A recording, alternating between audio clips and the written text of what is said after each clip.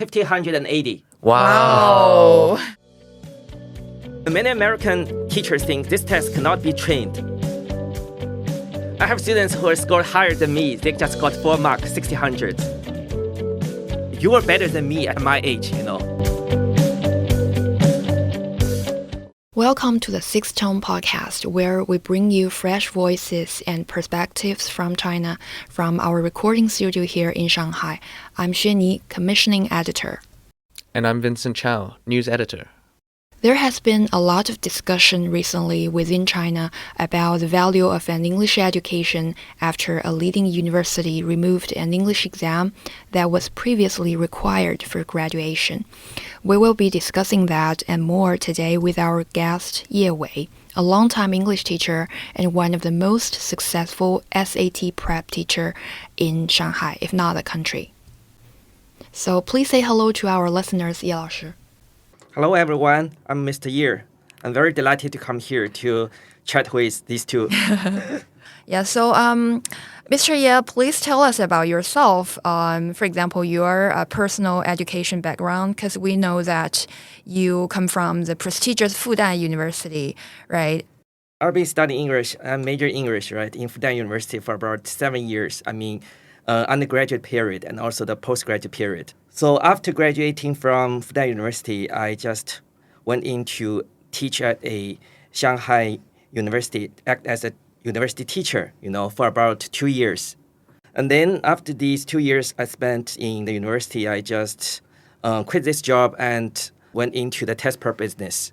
At that time, Chinese students at very young age, they just want to pursue their undergraduate education or even the high school education in the Western countries, especially in the United States. Before that period, I think maybe in the 1990s, at that period, many good students, I think that, very good students, after they finish the undergraduate education in those universities, and if they want to further their educational career, so they just apply for the American postgraduate programs, and they just took part in the GRE test, got very high scores, and applied for those kind of programs in the United States. At that time, in around 2008, I quit the job in the university. There is a demand on the market for those students who are very young. Their parents want to invest a lot of money in their education and send them to those Western countries to further their study. That's a good time. I can just went into this business and still pursuing my interest in the English teaching, but also I can make some money because, I can combine my interest and also with the business. That's, to me, is an advantage for me to move on with my career at that time. Right, Yewei. So have you taken the SAT yourself? I've taken SAT. You've taken the SAT? Yeah. I take SAT just to get myself familiar with the test questions. And what was your score, if you don't mind me asking? 1,580. Wow. I have the score report on my computer. I can show you. No, we believe you, for sure. I have students who scored higher than me. They just got 4 marks, 1,600, They are really, really outstanding students, Last year, I have a student. He went to Columbia, literature major in Columbia. He has read all the plays of Shakespeare, 43 plays of Shakespeare. He can recite lines, Recite lines of Shakespeare plays. Is it because of his or her own interest, or he's totally interested in the Shakespeare plays, the literature of both Britain and United States. And then he just wrote a letter to the very famous university professor in Columbia, and then he expressed his views on the Shakespeare study and got the reply letter from the professor. The professor saying that you are better than me at my age, So this is a very good recommendation letter, I think, that the professor wrote a recommendation for him with a very high SAT score and a very satisfactory recommendation from those very famous Shakespeare scholar. Very lucky he got into the Columbia. So I think that's the good part of just doing this job. I can meet with those students, really good students from different backgrounds, to see that now the new generation students of China now really improve a lot compared with our generation. All right, and some basic facts about what the situation is. So basically, China sends more students to U.S. colleges than any other country in the world, which was a total of around 290,000 in the 2021-2022 academic year. and that is according to U.S. State Department figures. And around a third of these are actually going for undergraduate study. And if we look at it from a longer-term perspective, you can see just a huge jump through the years. So actually the overall number of Chinese students in the U.S. have almost tripled over the last decade. And that's according to the Institute of International Education. So I wonder, you entered the market in 2008. Yeah. So now 15 years passed. Did you notice any difference in terms of students' English level or their passion about English learning? The proficiency of English for the students, especially the high school students, has improved a lot. Now, even in the, junior middle school, right, the students, good students can score maybe about more than 115 in the TOEFL test. The overall score is 120, right? Yeah. So more and more students scored more than 115 at a very young age. Yeah, that's very impressive. And they just accepted very good training from those bilingual schools, because now there are many good bilingual schools in Shanghai, right? Yeah. So, they can immerse themselves in those English-speaking communities, even in Shanghai. So really, especially the oral and those kind of debate, these kind of skills, even at a very young age, really impressed me a lot. Mm-hmm.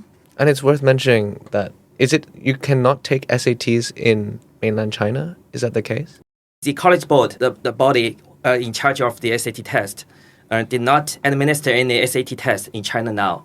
So if you want to take part in this test, you have to go to Hong Kong or Macau or those kind of regions. We didn't have any testing venues in Shanghai to provide those testing facilities or kind of things for students to take part in this test. I wonder what kind of families are those students, SAT takers, come from. I would assume that it's mostly middle-class families. Yeah. Is that right? Middle-class families. Yeah.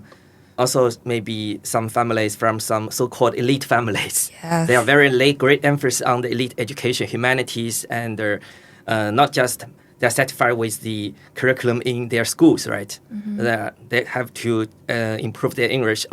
Besides English, maybe many other skills, debating skills and speech skills, and also maybe reading skills. They have to choose some education agencies off campus to improve their students' skills in all these areas. Mm-hmm. Actually, some studies have shown that among Chinese parents who send their kids abroad, over 40% are just general employees. And actually, this group has been increasing since 2017, which suggests that studying abroad is no longer a privilege for, the elite or the wealthy families in China. So what was it like to study English at your time, which was around the year of 2000, right? I guess a lot have changed. Yeah. We don't have so many materials of English. I bought some books from the bookshops. At that time, Shanghai Shucheng, right, on the Fuzhou Road. Yes. At that time, I don't think that there are so many worthwhile materials on the internet that come for us to utilize these materials to improve your English. And at that time, there are some programs, English programs. Maybe one of them is Crazy English, Li Yang, right? Yes. Crazy English. You have to speak. You have to open your mouth very loudly and speak really it. loudly. Yeah. Okay. It's really crazy. Yeah. And also English corners. The English corners, right? Yeah. In some maybe parks or people square, many people were gathered there to communicate with each other, right? There are some native speakers gathering there to help us practice our English. So maybe this is an opportunity for us to practice our English. Generally thinking that this era, there are too many material for them. So they can just choose those materials that is of most interest for them to improve their English skills in terms of oral, writing, and reading, right? So they are very fortunate, right? But how come you chose English as your major in the very first place? Because I like reading books, especially those literature books. In my childhood, I read those 4 classics of Chinese literature, right? For example, The Dreams of Red Chambers, of The Romance of Three Kingdoms, right? And then I read some translated works of the English classics. For example, The Pride and Prejudice and the Jane Eyre, these kind of literature books. But I think the translation is not very good. The Chinese version of the translated Western classics, sometimes I don't think the rendition of the words is very precise. So I turn on to read the original works. I think that if I can improve my English, I can delve more deeply into these literary works. So just I chose the English major. In my high school, I met with a professor called Lu Gusun in Fudan University. In a lecture of my senior high school, right?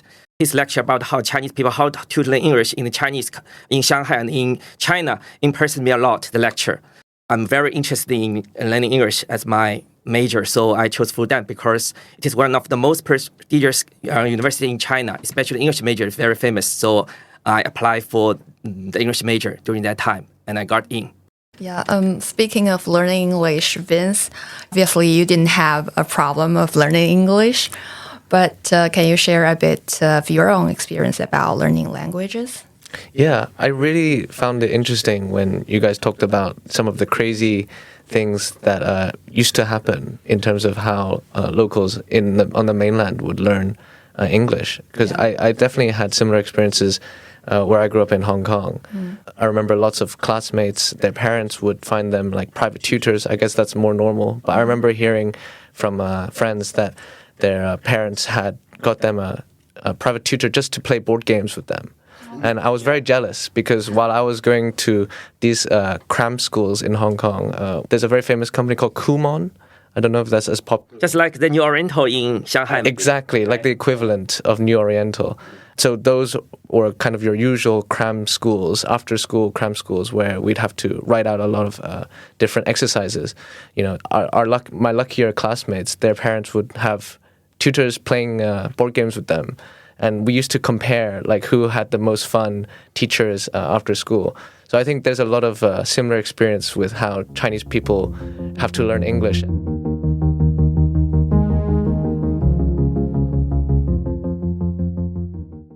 Okay, and so you mentioned the difference between SATs and the Gaokao, which is the college entrance exam in China.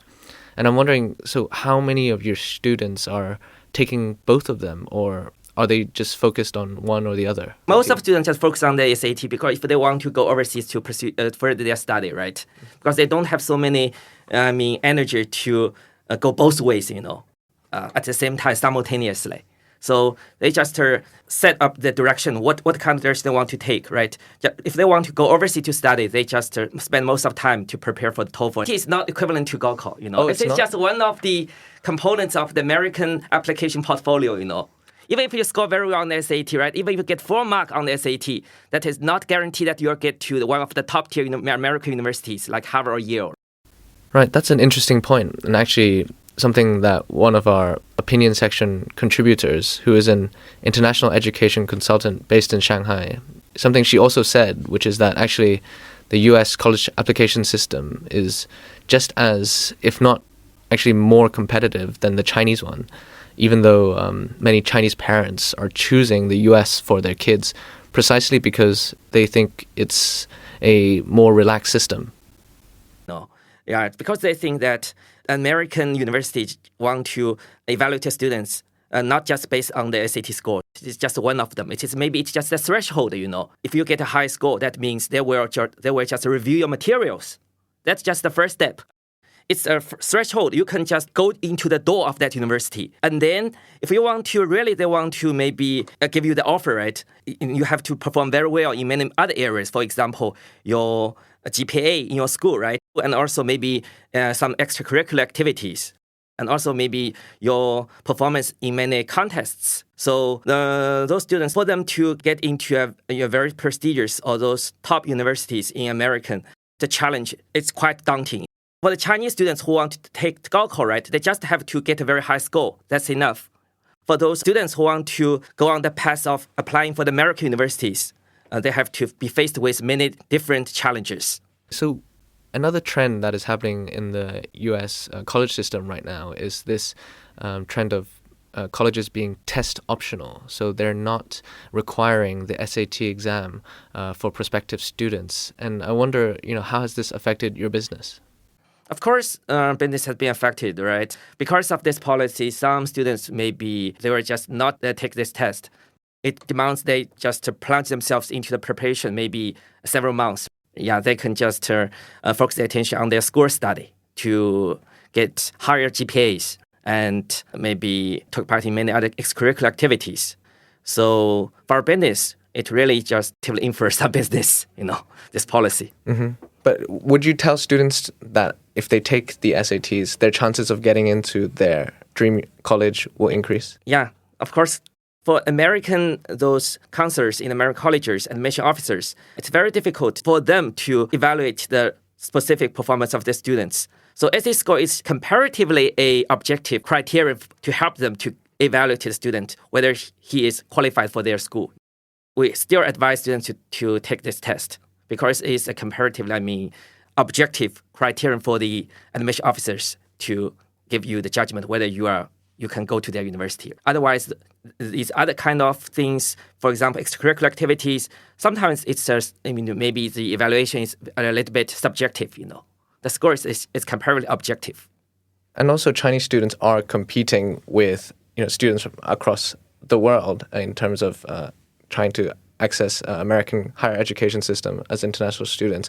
And I wonder if there is something about the Chinese education system that makes Chinese students especially good at taking these sorts of very rigid, standardized exams. And would that be an advantage for Chinese students?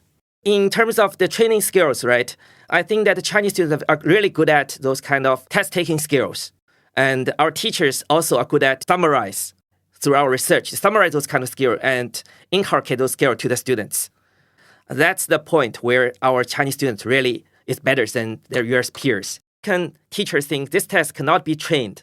It is uncoachable. It is untrainable, But our Chinese teachers, right, break up their prediction about this test. Right? We think it is trainable because after our guidance, after our teaching, many students got very high scores, even 4 marks on this test. Right? They think it is untrainable, because it tests the aptitude of the test. Aptitude is not knowledge. It's not skills. Cannot be just through kind of intensive training and improved. Yeah, and so you bill yourself as one of the best SAT teachers in Shanghai. So what does that mean specifically? I think you've already touched on that a little bit. But is it about inculcating test-taking skills? Of course, I had many examination skills to pass on to the students, right? Otherwise, they will not pay so high fees to take part in my programs, right? How much do you charge around for each student? You mean what? For like one cycle of SAT, how much does one student pay usually? For the whole package, right? Yeah. Maybe 50,000 RMB. 50,000 RMB. Yeah. So it's like 7,000 US dollars. Yeah. Okay. 5-6万就中文 RMB. I think every test has some shortcuts that you can utilize to get high marks on the test. After going through all their test materials, we can summarize some tips, and students can use these tips to very quickly to answer those kind of difficult questions. I think Chinese teachers, especially like us, we were very experienced, right? So many years of teaching experience. So we can just analyze the test papers and summarize those kind of important points from the real test papers and pass on to the students to help them to get very high marks on the test. And I'm curious, what are the usual questions that your students have for you? What are the main challenges for them to understand how? Of course, the reading section. They score very high on the math section. Math is no problem for Chinese students, right? The reading section is a challenge for them. The reading passages, especially some passages related to the literature and also history, is a great challenge for those high school students, right? Even those college students. Because once I just audition those kind of college students, they want to be a young teacher. So I just distribute this kind of real test papers for them to finish. They cannot score very well on this test. So these passages are really challenging. And they maybe require some background information related to maybe US history. If you don't have this kind of background information, if you want to read very closely and understand very precisely about this kind of material, it is a daunting task, I think.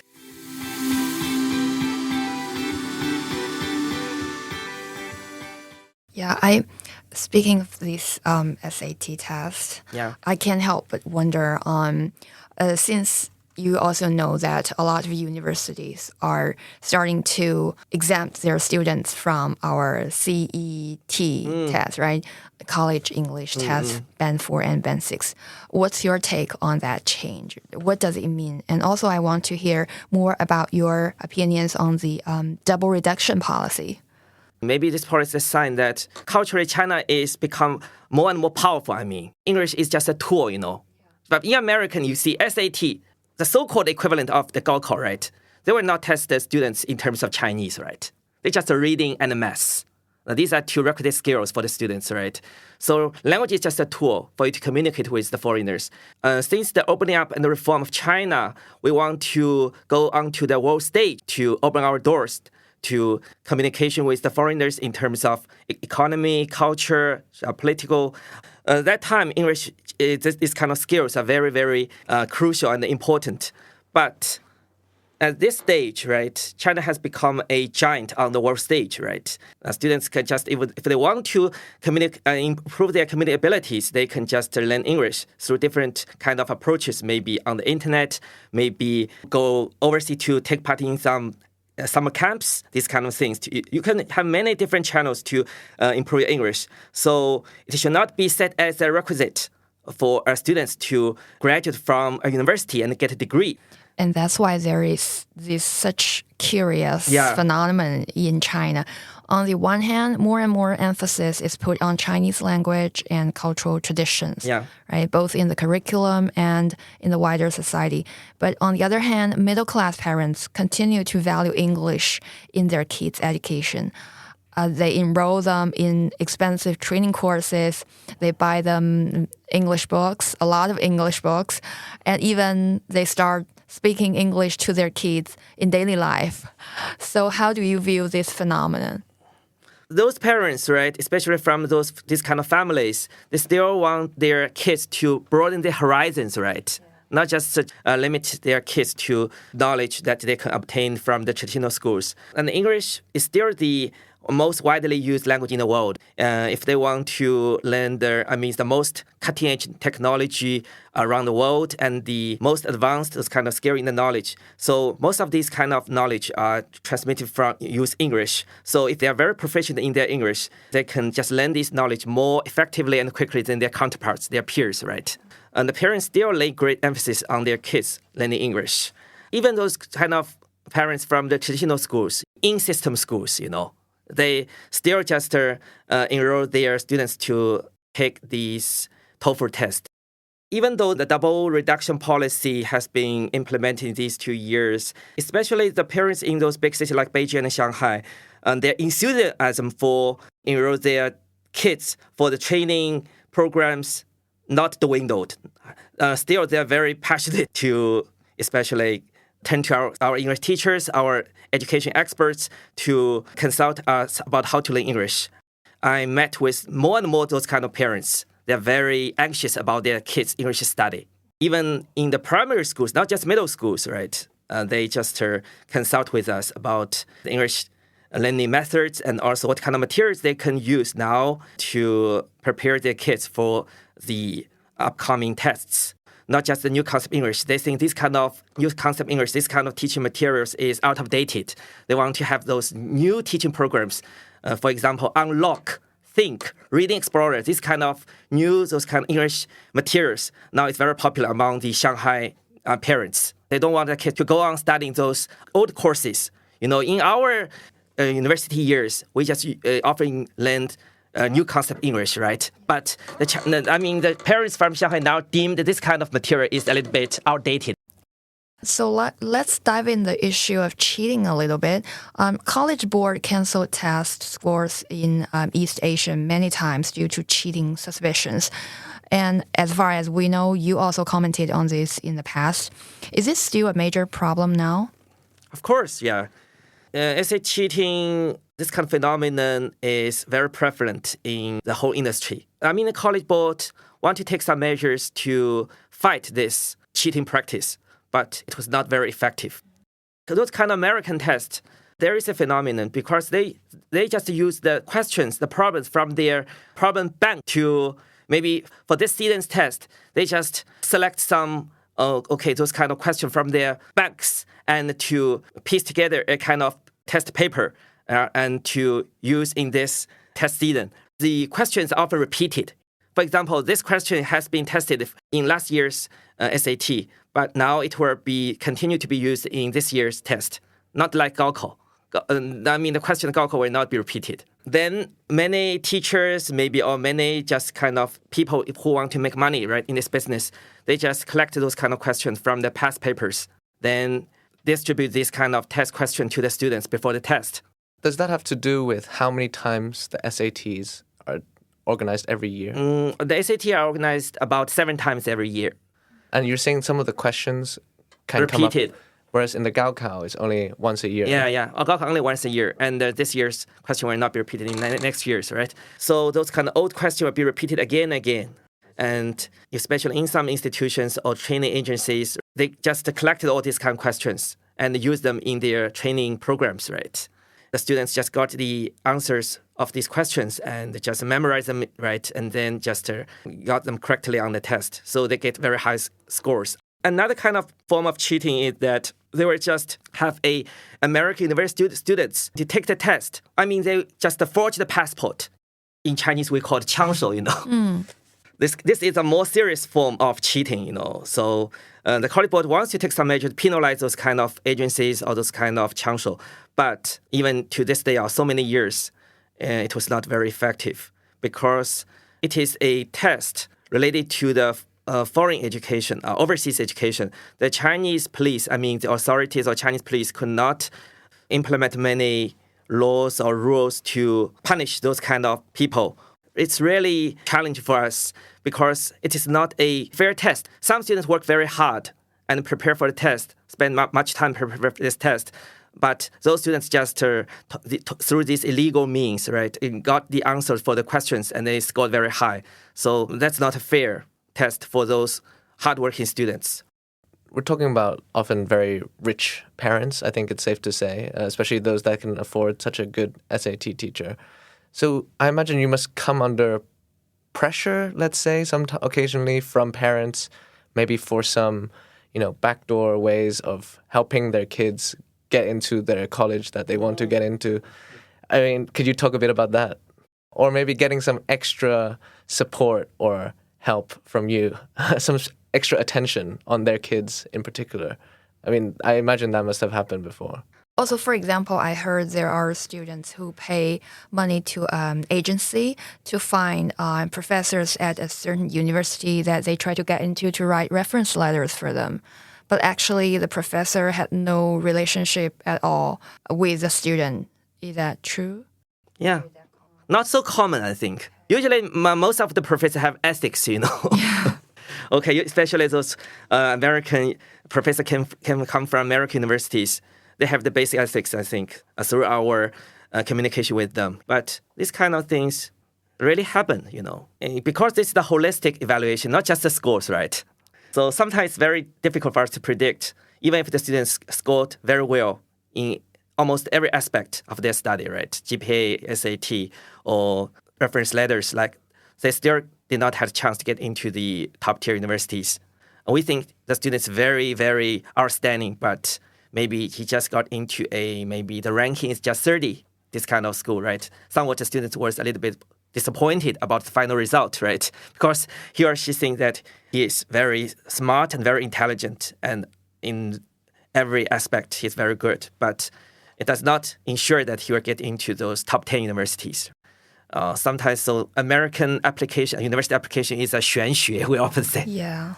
And maybe my final question, you've been doing this for so many years and you've had so many students go through your classes. I almost have students covering all the universities in the US, Harvard, Princeton, and Yale, and MIT. I have students there in almost every prestigious universities in the United States. Yeah. Are you still in touch with many of them? Yeah, of course. Mm-hmm. So that's the point that I'm very proud of doing this job. Not just to make money, because I can get to know so many very talented, those intelligent, talented students in Shanghai, and then through my efforts to send them to the most prestigious American universities and still keep in touch with them, even learn from them now. I think it's a very fulfilling experience. because you are still getting yourself exposed to English, right? Yeah. You're not very turned away from your major, right? Yeah, so you're very lucky. Yeah.